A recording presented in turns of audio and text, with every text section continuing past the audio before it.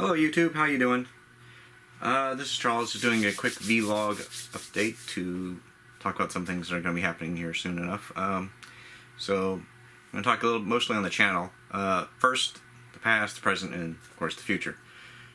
As far as the past goes, I want to thank everyone who has subscribed and remained subscribed. I know there's not a lot of you, but I thank everyone who's still with me and who still watches these things. I started YouTube more or less as a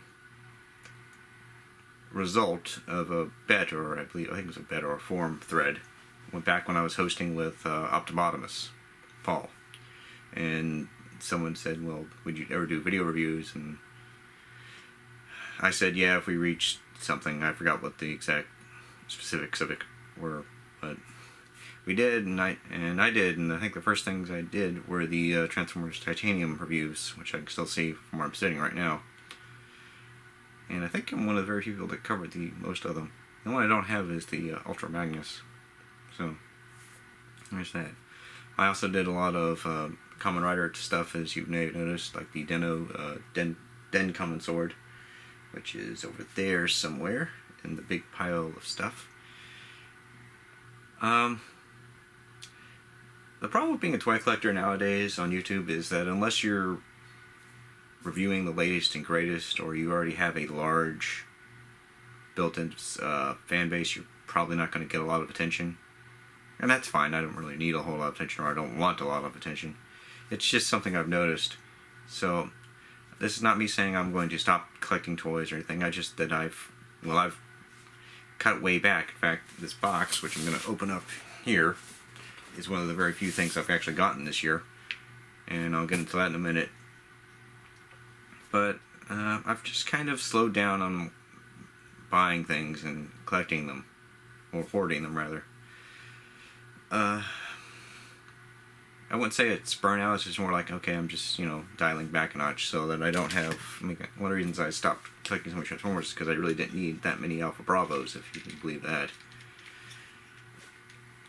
So, and with Kamen Rider and Super Sentai or Power Rangers and other things, it's just then like, well, I'm not happy with where the shows are going. So, in the case of the two team thing, the team series like Sentai and Power Rangers, I'm not really happy with where the franchise is going. And Kamen Rider, it's just been like, that's too much stuff to collect. So, doesn't mean I don't like the shows at all or pay attention, but it's just, we all have our lines of support that we're going to have to make and choose, and I made mine a while back and I chose what I collect. It doesn't mean I'm going to stop collecting any of that stuff. It just means I'm going to be a little more choosy. If you're watching the video, you can probably see something that I've hinted at what I'm collecting now, so that's going to be really nice. Now, the other thing that's going on, or at least I did in the past, was I put up a video for Armored Warfare, a player versus environment mission, and not many people saw it, which is fine. I really like Armored Warfare. I really like the MMO I'm playing right now, Final Fantasy: Realm Reborn, and I still play games like World of Tanks occasionally. I want to play XCOM, more XCOM, and I kind of want to play a lot of those on the channel, but the problem with that is, well, I guess it's not really a problem. One of the things that goes along with being trying to do gaming on YouTube is you invariably will run into the copyright protection, or the false flagging that comes along with it. And from what I've seen on people with larger channels, that can be a real issue, especially if you're depending on those the money from AdSense to live, because YouTube's support is not nearly as good as it needs to be. And I'm fortunate that I don't have to do this for a living, because I would be a disaster. But I do know people that are doing this for a living and for trying to use it to boost their income and such. For me, YouTube was more of a hobby. Not a hobby, it's just like, okay, well, I'll do this today. I feel like it. So, I do want to do more gaming on the channel. I want to talk about, I want to do a Let's Play of maybe XCOM, or do a tank review of armored warfare vehicles. And I have kind of the ideas sketched out, maybe, or listed out, or wrote down. It's just a matter of learning how to do it and doing it, you know, at least to my mediocre standards, because I don't want to just throw more things up there. So that's going to be interesting for me to do. I hope everyone bears with me on how I do this. So now, the next thing we're going to do is, if I can find it. Yep, there it is. We're going to open up the box.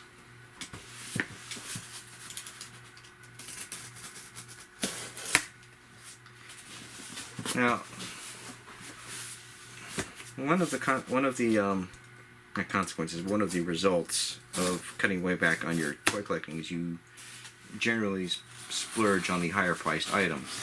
One is this. And some people are going to say, well, maybe that's equivalent to buying everything. But I'm like, no, if I'm buying every $15 figure available, that's going to be a lot. But if I just save up and make a one-time purchase of one figure that's going to be like $100-something odd dollars, like this guy was, that's completely different. Box out of the way. And here he is. Takara, Transformers, Unite Warriors, Bruticus. Big battling Bruticus. You can see, there he is, Unite Warriors. This is the Japanese version of the current U.S. toy line, the Transformers Combiner Wars. And the main reason I picked this over the U.S. version was because of Blastoff here, who is a space shuttle like he should be. In the U.S., he's a jet. Now, I have seen a number of reviews and people saying, I'm going to open up the front here so you can take a better look at him, that Blastoff is kind of the weakest figure in the set because of his part of his transformation into like a limb mode is that he doesn't peg together very well. And some people are saying, well, maybe you shouldn't do this. You should just should have gotten the U.S. one or whatnot. And that's a valid argument. For me, it came down to basically one of four options of getting this the Bruticus team here, the Combaticons. One was buy the U.S. version, accept Blastoff as a jet, and I didn't want to do that because, well, Blastoff's not a jet; he's a space shuttle. The second option was wait and see. Well, let's buy the set like it is, which I did, of course. And the third option was to sit and wait and hope that they do a separate release for Blastoff like they did for Dead End and I think Skydive? Or, or Air Raid. I can't remember. It was one of the U.S. versions of the aerial bots and the Stunticons both had different members. And you could choose to... Was it Wild Rider?